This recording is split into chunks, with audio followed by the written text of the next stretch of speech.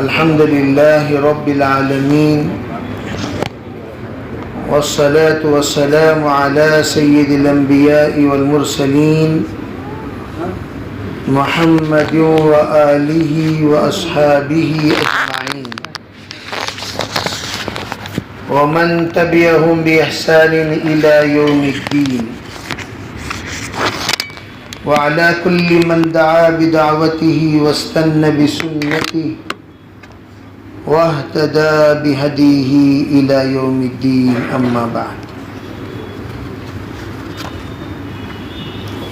قال الله سبحانه وتعالى والله يرزق لمن يشاء بغير حساب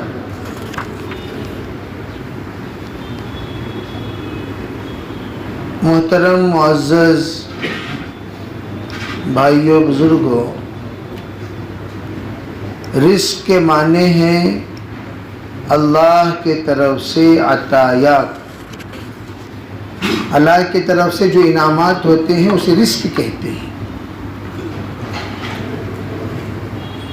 رزق کے معنی صرف کھانا نہیں ہے، جیسے بعض لوگ کہتے ہیں رزق کے لیے دعا کرو تو ان کے دماغ میں صرف کھانا رہتا ہے، کھانا پینا، اور اسی کھانے پینے کو مد نظر رکھ کر وہ کیا کہتے ہیں، وہ رزق کی کمی ہے۔ رزق کی کمی، اگر کسی کو کمائی میں کمی آ گئی تو لوگ کہتے ہیں رزق کی کمی ہے، اگر کمائی بڑھ گئی تو لوگ کہتے ہیں خوب رزق میں اضافہ ہو رہا ہے۔ تو ہمارے دل اور دماغ میں صرف رزق سے مراد کمائی، اور اسی کو ہم لوگ دل اور دماغ میں بسائے ہوئے ہیں، کمائی کمائی کمائی، کمانا جمانا۔ رزق کسے کہتے ہیں؟ علماء فرماتے ہیں رزق کہتے ہیں ہر وہ چیز جو بھی اللہ کے طرف سے عطا کیا جائے وہ سب کے سب رزق ہے۔ ہر وہ چیز جو اللہ کی طرف سے عطا کیا جائے۔ اللہ تعالیٰ نے صحت عطا کی تو اللہ نے آپ کو صحت کی رزق عطا فرمائی۔ اللہ نے خوشی عطا کی تو اللہ نے آپ کو خوشی کا رزق عطا کیا۔ اللہ نے آپ کو نیک بیوی دی تو اللہ تعالیٰ نے نیک بیوی کا رزق عطا کیا۔ اچھے بچے دیے تو اللہ تعالیٰ نے آپ کو اچھے بچوں کا، صالحین کا رزق عطا فرمایا۔ جو بھی اللہ کی طرف سے عطیہ ہیں ان سب کو کیا کہتے ہیں؟ کمائی ہی کو رزق نہیں کہتے۔ بعض مرتبہ کمائی کم ہوتی ہے، سکون زیادہ ہوتا ہے۔ بعض مرتبہ کمائی زیادہ ہوتی ہے، سکون کم ہوتا ہے۔ بلکہ کمائی زیادہ بعض لوگ خودکشی کر لیتے ہیں، اتنی بے چینی، بغیر گولی کے نیند نہیں آتی، بغیر شراب کے چین نہیں ملتا، تو وہ اپنی خوشی کو تلاش کیے ادھر ادھر، آخر میں ان کی خوشی ملی گندی چیزوں میں۔ لیکن وہ خوشی تباہ کرنے والی خوشی، ہلاک کرنے والی خوشی، اسے راحت نہیں بولتے۔ وقتی طور پر راحت، ہمیشہ کی آفت۔ وقتی طور پر راحت، ہمیشہ کی آفت۔ تو اس لیے علماء کیا کہتے ہیں، رزق اللہ کے طرف سے جب اللہ عطا کرے اس کی ناقدری مت کرو، اس کی کبھی بھی ناقدری مت کرو۔ جیسے پہلی مرتبہ اللہ نے کسی کو کام دیا، جب اللہ تعالیٰ کام دے رہے ہیں کہاں جائے؟ بنی اسرائیل پر ہلو اٹھ کو کہاں جائے؟ نہیں، بیٹھو بیٹھو، دیکھو پوری ٹیم جمتی سے ایک جگہ جا کر ادھر آؤ، سب مان لو، پرانی چھتریاں تمہیں سیکھ ادھر آؤ، بیٹھو بیٹھو، کیا بھی جانے کی ضرورت نہیں۔ اندر سوائے 2 بچوں کے سب باہر آؤ بھائی, 2 بچوں کے علاوہ باہر آؤ, بقیہ ادھر بیٹھو, سامنے بیٹھو, ادھر بیٹھو, پردے کے پاس بھی مت بیٹھو, ہلو پردے کے اندر گھس جاتی, اور شور مت کرو, اور بزرگ مت بنو. بزرگ وہاں بیٹھی ہیں, سب کو بزرگ بننے کا شوق, عمر رسیدہ شخصیتیں. تو پڑھائی بھی ایک رزق ہے, سمجھداری بھی ایک رزق ہے, نیک اعمال کی توفیق بھی ایک رزق ہے, اچھی صحبت بھی ایک رزق ہے, اور اچھے لوگوں کی ملاقات بھی ایک رزق ہے, اور اچھی موت بھی ایک رزق. رزق اللہ کے طرف سے نعمتیں بندوں کو جو عطا کی جاتی ہیں اسے رزق کہتے ہیں. تو اس لیے ہمیشہ اللہ سے مانگنے کو کہا گیا, اللہم ارزقنی, اللہ سے کہا جاتا ہے یا اللہ مجھے عطا فرما. اللہم ارزقنی کا ترجمہ یا اللہ تم مجھے عطا فرما. کیا عطا فرما؟ نعمت عطا فرما, خیر عطا فرما, شر سے بچاؤ عطا فرما, عافیت عطا فرما, راحت عطا فرما, سکون عطا فرما. تو اس لیے کہا جاتا ہے کہ رزق ایک وسیع عنوان ہے, اور اللہ رزق کو تقسیم, ان الرزق مقسوم, ان الرزق مقسوم, اللہ نے رزق کو تقسیم کر رکھا ہے, اور جس کے مقدر میں جتنا ہے وہ اتنا ہی ملے گا.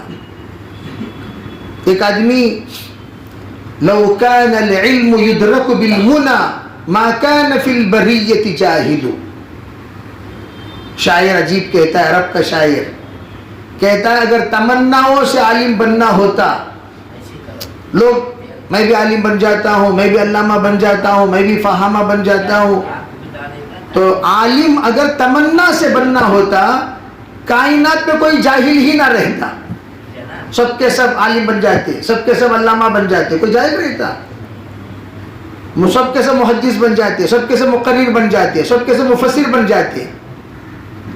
لیکن اللہ تعالیٰ تمناؤں پر عالم بنانے کا فیصلہ نہیں کیا. تجری الریاح بما لا تشتہی السفن ما کل ما یتمنى المرء یدرکہ, تجری الریاح بما لا تشتہی السفن, انسان جو بھی تمنا کر لیتا ہے وہ پا لیتا نہیں ہے. یہاں بہت سارے بیٹھے ہوئے ہیں, بننا کچھ چاہتے تھے, کچھ بن گئے, بننا چاہتے تھے ڈاکٹر, بن گئے کمپاؤنڈر, بننا چاہتے تھے مالک, بن گئے ملازم, ملازم تھے بن گئے مالک. ارے بھی اللہ کا کرشمہ ہے, یہ اللہ کا فیصلہ ہے, یہ اللہ کا عطیہ ہے.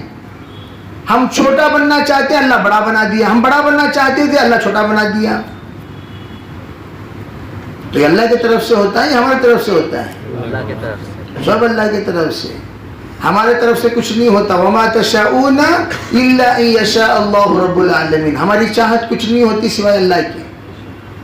تو اس لیے فرمایا اسباب اختیار کرنے کو اللہ نے حکم دیا, رزق کے اسباب اختیار کرو, اللہ تمہیں رزق دے گا. رزق کے اسباب کیا ہیں جس سے اللہ تعالیٰ رزق کا دروازہ کھولتا ہے؟ احادیث میں کچھ ایسے اسباب بیان کیے جن اسباب سے اللہ تعالیٰ مرزوق بنا دیتا ہے, ایکتا روزگار بنا دیتا ہے, اسے رزق کے بارے میں پریشانی نہیں. اور سب سے پہلی بنیادی چیز رزق کے سلسلے میں وہ تقدیر پر راضی رہنا. بولو بھائی کس پر؟ تقدیر پر راضی. کس پر راضی؟ اللہ تعالیٰ میرے مقدر میں جو رکھا ہے اس پر راضی. ہمیں کچھ پلان ڈال کو رہتی, ایسا چھوڑنا, ایسا چھوڑنا, ایسا چھوڑنا, لیکن ایسا نہیں ہوتا. ہمارے پلانز کچھ اور ہیں. یا عبدی انت ترید انا ارید لا یکون الا ما ارید وان سلمتنی فیما ارید کفیتک فیما ترید. تیری چاہت میری بھی چاہت, تیری چاہت پوری نہیں ہوگی، میری چاہت ہی پوری ہوگی. اگر تو میری چاہت کے مطابق اپنی زندگی کو ڈھال لے، تیری چاہت کے مطابق میں اپنے فیصلے کو بھی کر دوں گا.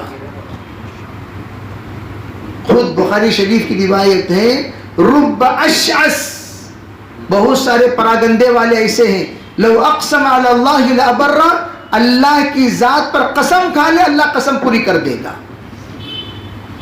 حضرت شاہ اسماعیل شہید رحمۃ اللہ علیہ شاملی کے میدان میں انگریز سے لڑ رہے تھے، جہاد چل رہا تھا انگریزوں سے.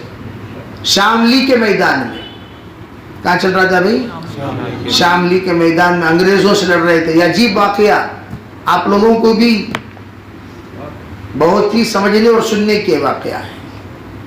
جب لڑ رہے تھے ایک انگریز آیا، آ کر کہنے لگا حضرت اسماعیل شہید رحمۃ اللہ علیہ سے، میں آپ کو ماروں گا. شاہ اسماعیل شہید رحمۃ اللہ علیہ اسے کہنے لگے، خدا کی قسم میں تجھے ماروں گا. شاہ اسماعیل شہید رحمۃ اللہ اپنے قافلے کے سپہ سالار، وہ کیا کہہ رہا ہے؟ میں آپ کو ماروں گا. تو حضرت نے فرمایا، خدا کی قسم میں تجھے ماروں گا. حضرت نے قسم کھائی. اب وہ جب حضرت قسم کھا لیا، اس کے اندر پھپھی شروع ہو گئی. یار یہ گرفتاری، انہوں نے کو مجھے ماروں گا بول رہے. انہیں کیا کیا؟ عام طور پر لوگ تو کمی نہیں ہوتے ہیں، انگریز کیا ہوتے ہیں؟ کمینے ہوتے ہیں. انہوں نے کیا کیا؟ لوگوں کو رکھ کر بچا دیا. حضرت کے پیچھے سے وار کیا اور سر تن سے جدا ہو گیا شاہ اسماعیل شہید رحمۃ اللہ علیہ کا. اب اللہ کا کرنا دیکھو. شاملی کا میدان میں ایڈریس دے رہا ہوں، آج بھی شاملی کے میدان میں آپ جائیں گے، یہ کرامت کا مظاہرہ کر سکتے ہو. شاملی کا میدان، حضرت رحمۃ اللہ علیہ کے ہاتھوں میں تلوار ہیں اور وہ انگریز پیچھے سے وار کیا، سو اسے مڑ کر جو بھگانا شروع کیے بغیر سر کے، اور وہ بھاگ رہا ہے پہاڑوں پر، اور حضرت پیچھے پیچھے بھاگ رہے ہیں، اور اس کو اوپر کے حصے میں سر قلم کیا اور حضرت گر گئے، شہید ہو گئے. اور آج بھی حضرت کا بدن اوپر دفن ہے، سر نیچے دفن ہے. کتنا دور کا فاصلہ ہے، جا کر دیکھیے. کم از کم 1.5 سے 2 کلومیٹر کا فاصلہ ہے. شاملی یو پی میں شاملی کا میدان بہت مشہور ہے، جہاں انگریزوں سے جنگ ہوا. حضرت شاہ اسماعیل شہید رحمۃ اللہ علیہ، اللہ کے بعض بندے قسم کھا لیتے، اس لیے کہتے اللہ والوں سے مسابقہ مت کرو، مقابلہ مت کرو. انہیں کیا بھی نہیں بولتے، ان کے دل سے اگر آہ نکل جائے زندگیاں تباہ ہو جائیں گی.